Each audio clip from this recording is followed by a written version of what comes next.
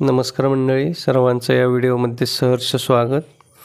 मित्रहो, आज आपण या व्हिडिओच्या माध्यमातून विदर्भ व मराठवाडा दुग्ध विकास प्रकल्प टप्पा 2 या कार्यक्रमाअंतर्गत दुधातील फॅट व SNF वर्धक खाद्य पूरकांचा पुरवठा करण्याबाबत योजना राबवली जात आहे.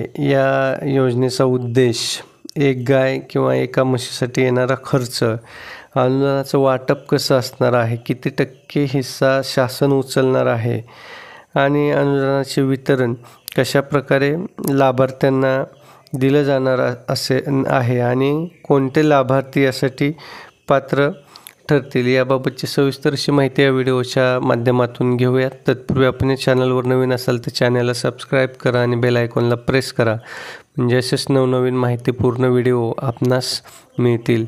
मित्रहो, यापूर्वी 4 भाग विदर्भ व मराठवाडा दुग्ध विकास प्रकल्प टप्पा 2 या संबंधीचे प्रसारित झालेले असून 4ही भाग आपण बघा, म्हणजे हा कार्यक्रम कशा प्रकारे राबवला जात आहे याची सविस्तर अशी माहिती तुम्हाला मिळेल आणि वेगवेगळ्या प्रकारचे लाभ या माध्यमातून मिळणार आहेत.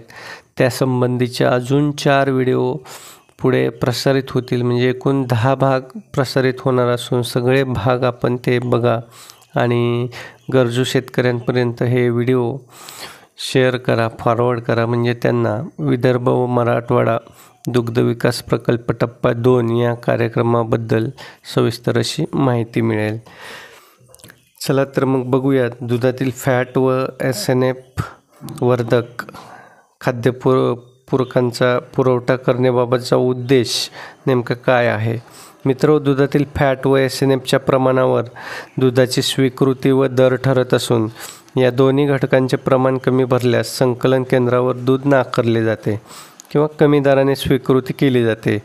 दुधातील फॅट व SNF सुधारण्यासाठी तसेच सकस दुधाच्या उत्पादनासाठी राष्ट्रीय दुग्ध विकास मंडळाने विकसित केलेले खाद्यपूरक प्रति गाय प्रति म्हैस प्रतिदिन 250 ग्रॅम गाई म्हशी व्याल्यापासून ते 90 दिवसांपर्यंत देणे आवश्यक आहे.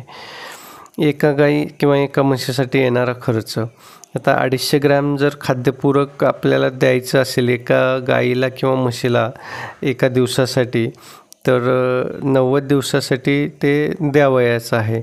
त्याचा 200 किलोग्रॅम हा दर गृहीत धरला आपण, तर एका गाई किंवा म्हशीसाठी 4500 रुपये इतके किमतीचे खाद्यपूरक देय राहणार आहे.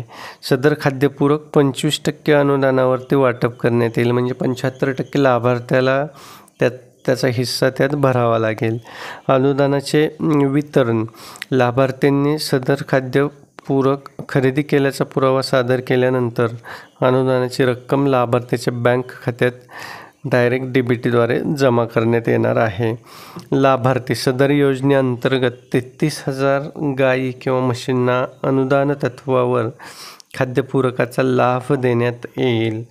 सदर योजनेचा लाभ घेण्यास सर्व प्रकारचे पशुपालक पात्र राहणार आहेत. मित्रहो, अशा प्रकारे जर खाद्यपूरकांचा आपल्याला खरेदी करायची असेल तर एकूण त्या खाद्यपूरकांचा पुरवठा करण्याबाबतचा शासनाचा उद्देश, एका गाई किंवा म्हशीसाठी येणारा खर्च आपण बघितला आणि अनुदान कसं वितरित केलं जाईल आणि कोणत्या लाभार्थी यासाठी पात्र असतील याबाबतची सविस्तर अशी माहिती आपण या व्हिडिओच्या माध्यमातून बघितलेली आहे. आपल्याला व्हिडिओ आवडला असेल तर व्हिडिओला लाईक करा आणि जास्तीत जास्त शेतकरी मित्रांशी हा व्हिडिओ शेअर करा, म्हणजे त्यांनासुद्धा या कार्यक्रमाबद्दल, योजनेबद्दल माहिती मिळेल. मित्र, चॅनलवर नवीन असाल तर चॅनलला सबस्क्राईब करा आणि बेल आयकॉनला प्रेस करा, म्हणजे असेच नवनवीन आणि माहितीपूर्ण व्हिडिओ आपल्यापर्यंत सहज पोहोचतील. धन्यवाद.